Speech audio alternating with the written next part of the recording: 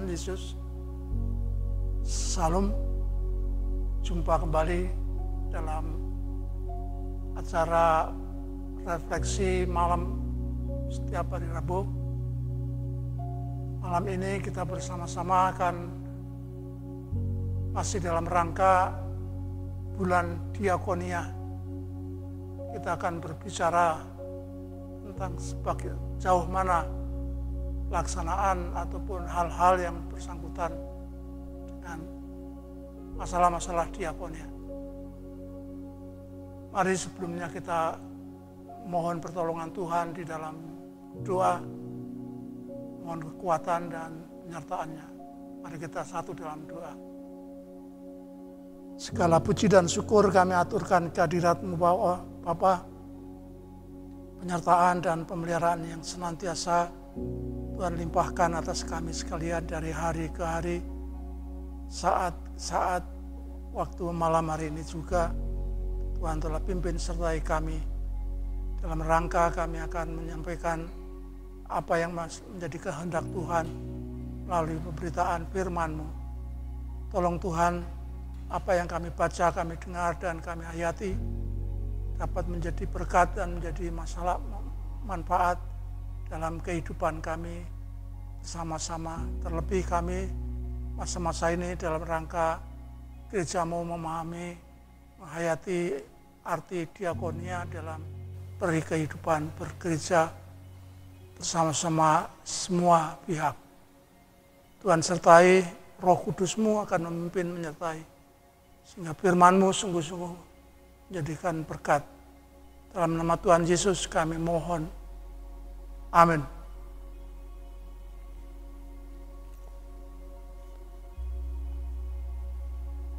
Kitab 1 Raja-Raja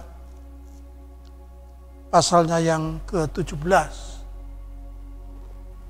1 Raja-Raja pasalnya yang ke-17 ayat 8 sampai dengan 16, cukup panjang. Inilah kasus yang menarik. Pada waktu, saya ulangi, pada waktu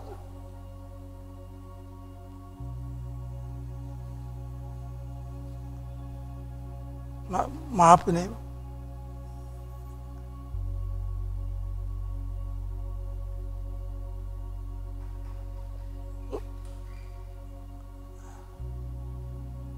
maka datanglah firman Tuhan kepada Elia, bersiaplah pergi ke Sarfat yang termasuk wilayah Sidon, dan diamlah di sana.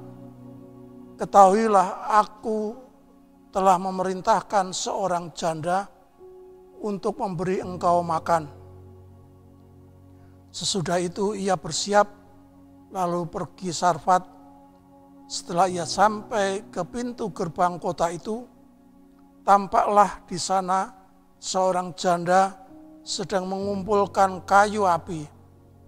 Ia berseru kepada perempuan itu, katanya, "Cobalah ambil bagiku sedikit air dalam kendi supaya aku minum." Ketika perempuan itu pergi mengambilnya, ia berseru lagi, "Cobalah ambil juga bagiku sepotong roti." Perempuan itu menjawab, "Demi Tuhan Allahmu yang hidup, sesungguhnya tidak ada roti padaku sedikit pun kecuali segenggam tepung dalam tempayan dan sedikit minyak dalam buli-buli. Dan sekarang aku sedang mengumpulkan 2-3 potong kayu api. Kemudian aku mau pulang dan mengolahnya bagiku dan bagi anakku. Dan setelah kami memakannya, maka kami akan mati." Tetapi Elia berkata kepadanya, "Janganlah takut, pulanglah, kuatkanlah seperti yang kukatakan. Buatlah seperti yang kukatakan, Tetapi buatlah terlebih dahulu bagiku sepotong roti bundar kecil daripadanya dan bawalah kepadaku, kemudian barulah kau buat bagimu dan bagi anakmu. Sebab beginilah firman Tuhan Allah Israel, tepung dalam tempat yang itu tidak akan habis, dan minyak dalam buli-buli itu pun tidak akan berkurang, sampai pada waktu Tuhan memberi hujan ke atas muka bumi. Lalu pergilah perempuan itu dan berbuat seperti yang dikatakan Elia, maka perempuan itu dan dia serta anak perempuan itu mendapat makan beberapa waktu lamanya. Tepung dalam tempayan itu tidak habis, dan minyak dalam buli-buli itu tidak berkurang, seperti firman Tuhan yang diucapkannya dengan perantaraan Elia. Demikian jauh saudara pembacaan firman Tuhan, dan yang berbahagia kita yang mendengar dan menghayati dan memahami dalam kehidupan untuk dilakukan dalam setiap saat. Sebuah kasus yang menarik diperhadapkan pada seorang ibu dan anaknya yang sedang mengalami masalah. Perjumpaannya dengan seorang nabi, yaitu Elia, yang sedang dalam perjalanannya lalu karena kondisi lapar untuk memperoleh makan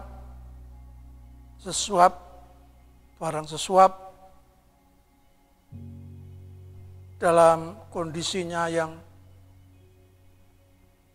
pas-pasan, maka berjumpalah dengan seorang ibu yang sedang mencari kayu, yang kesempatan itulah Nabi memohonkan kepadanya memberikan minum dan roti sepotong kecil apapun untuk dimakan. Tapi apa jawaban daripada si ibu yang dari Sarfat ini, yang sedang mengalami hidup yang pas-pasan juga? Karena si ibu mengatakan dengan anaknya yang dikasihi sedang dalam keadaan yang terjepit juga, tidak mempunyai. Ia bahkan menjawab pada sang nabi, demi Tuhan, sepotong roti pun tidak dimiliki. Ia hanya mempunyai segenggam tepung roti dan beberapa minyak sedikit, yang itu akan diusahakan untuk dimasak. Karena itulah ia mencari beberapa potong kayu untuk memasaknya dan memakan dengan anaknya. Dan dikatakan kalau sesudah itu mati. Artinya karena sudah persediaan makanan sudah tidak ada. Itulah kondisi ibu seorang janda yang dari Sarfat dengan anaknya ini. Keadaan yang seperti itulah dijumpai juga oleh Elia. Elia yang sedang mengalami kelaparan karena kondisi bangsa yang sedang mengalami persoalan juga kekeringan bertahun-tahun. Lalu Elia harus pergi setelah dari sungai Kerit, makan minum di sana, lalu setelah habis pergi lagi ke Sarfat dan menjumpai seorang janda dengan anaknya. Ia meminta sesuap makanan yang tolonglah dibuatkan, yang ada itu dibuat dulu, lalu sesudah itu membuat untuknya dan anak-anaknya. Itulah keadaan persoalan yang sedang dialami si ibu ini, si janda Sarfat ini. Apa yang harus dilakukan dalam kondisinya yang kekurangan itu, yang sedang mengalami kesusahan karena kekurangan, karena tidak ada bahan makanan yang sudah habis juga. Tapi Nabi mengatakan tidak akan habis tepung dan minyak yang berapa kamu miliki, akan terus, tidak akan habis berapa waktu. Tapi sebagai janda yang bukan berarti mengecilkan pernyataan Nabi, ia melihat kenyataan yang ada, dia tidak dapat menerima itu dan sungguh merasa dirinya tidak mampu, sesuatu yang bertentangan. Inilah dalam rangka berdiakonia, apakah harus merelakan memberikan makan? Mungkin kalau minumnya banyak tidak bisa mencari kemana-mana, tapi makan ini yang dikatakan tinggal seberapa tepung yang dipunyai, makan untuk anaknya, sekali makan sudah habis lalu mati. Bukankah ini suatu beban yang sangat bukan main? Mau memberikan kepada Elia, lalu bagaimana dengan dirinya dan anaknya itu? Dan selanjutnya, apalagi nanti sesudah habis dimakan bersama, tidak ada lagi makan, artinya mati. Itu sungguh kata-kata yang sangat tajam sekali didengar oleh Nabi. Saudara-saudara, dalam kondisi yang seperti inilah, suatu keadaan, kasus, masalah dalam kehidupan orang percaya, orang beriman, memang bukan main beratnya. Di situ mempunyai kewajiban untuk berbagi, mengasihi, memberikan pertolongan kepada orang sesamanya, dan sebagai orang yang percaya tentunya mempunyai perilaku yang harus menuruti nasihat-nasihat hukum yang tatanan moral, etika yang baik. Itulah lalu dalam ilmu etika Kristen, masalah keadaan yang seperti dialami si ibu Sarfat ini, sejanda ini, dikatakan sebagai masalah olisio obisiurum, yaitu kewajiban yang bertentangan. Mau melakukan ini, tetapi yang itu bagaimana? Dirinya sendiri sedang dalam keadaan yang sangat kalut. Bisakah memberi sesuatu kepada orang lain? Seperti halnya seorang ibu yang sedang dalam memperjuangkan anaknya.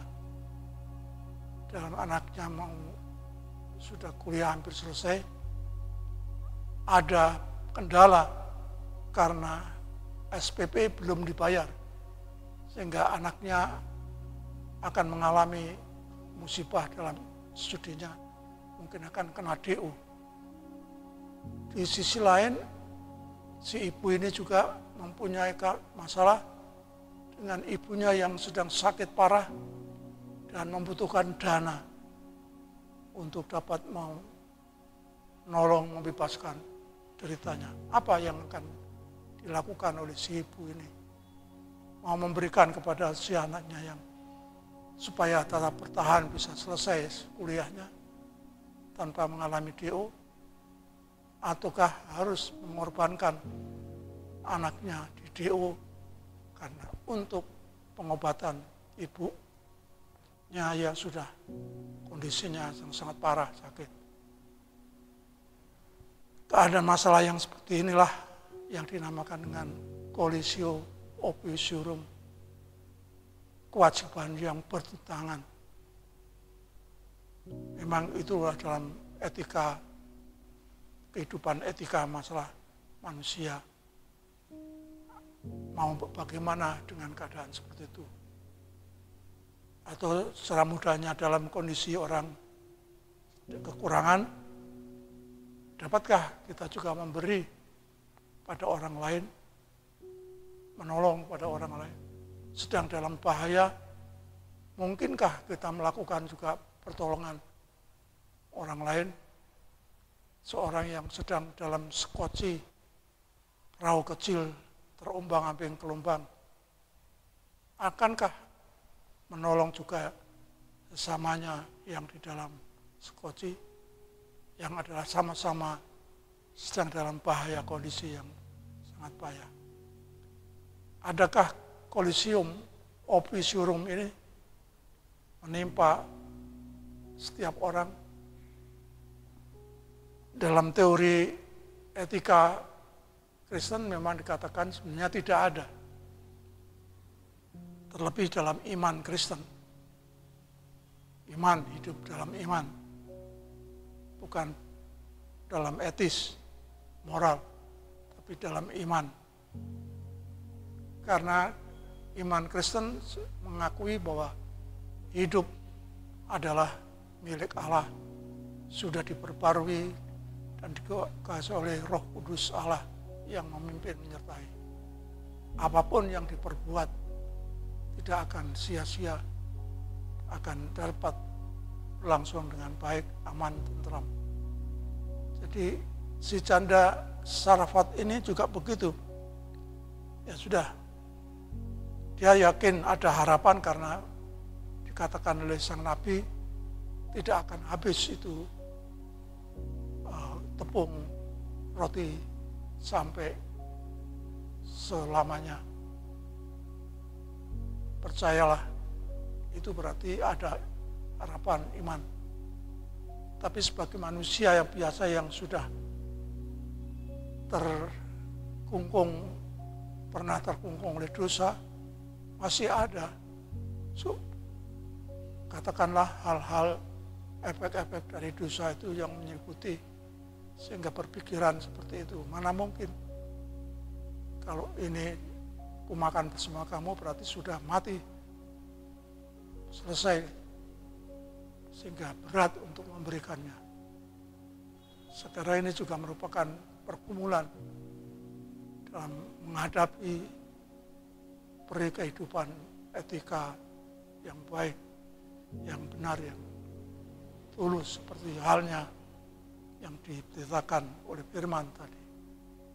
Saudara yang kekasih, seandainya itu menimpa kepada kita dalam bulan diakonia ini, kita mungkin juga pernah berpikir bagaimana, karena kita tahu bahwa dengan diakonia itu berarti memberi, menolong, atau mengambil bagian dari beban hidup orang lain, apapun wujudnya.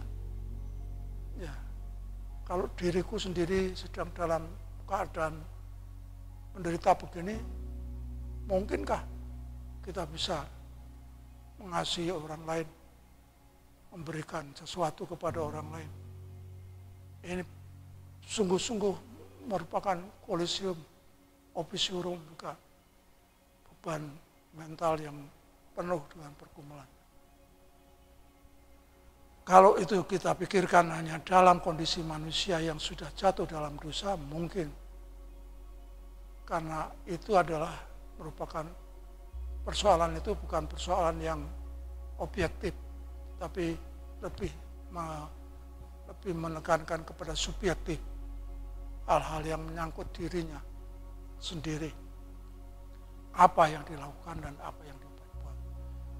Sehingga menghadapi kasus seperti janda Sarfat ini, kita pun boleh percaya dan yakin apa yang kita lakukan, kehendak Tuhanlah yang terjadi. Itulah yang kita boleh yakin, percayai. Kita boleh memohon kekuatan Roh Kudus, sehingga apapun yang kami perbuat, kami lakukan, tidak akan mengganggu kehidupan yang menimbulkan kekacauan, kerisauan, dan ketidakberdayaan. Tuhan tetap menolong, memberikan pengampunan, memberikan kasih yang semurah-murahnya. Walaupun kita memang bergumul dengan hal yang berat, kolisium, officium, kewajiban yang bertentangan. Tapi Tuhan tetap memberikan kebebasan kita berbuat, bertindak sebagai orang-orang yang sudah dipenuhi, dikuasai oleh kehidupan yang baru di dalam Yesus Kristus. Tuhan memberkati. Amin. Mari kita kembali satu dalam doa. Segala puji dan syukur kembali kami aturkan kehadirat-Mu Bapa. Rahmat anugerah-Mu yang senantiasa mengingatkan betapapun kondisi kami penuh dengan tantangan pergumulan berat. Kami percaya Tuhan yang menolong, menyertai apapun yang kami lakukan, kami kerjakan. Baik atau tidak baik, itulah yang dapat kami perbuat. Kami yakin percaya karena Tuhan sendiri yang telah memperbarui hidup di dalam Yesus Kristus. Dan berkat kuasa Roh Kudus-Mu yang menuntun, kami pun tidak akan terjebak dalam persoalan-persoalan yang merisaukan dalam kehidupan. Apapun yang kami perbuat dalam menuruti kehendak-Mu, itulah yang terbaik bagi kehidupan. Terima kasih Bapa. Dalam Tuhan Yesus kami berdoa. Amin. Selamat malam, sampai ketemu lagi di saat yang lain. Amin.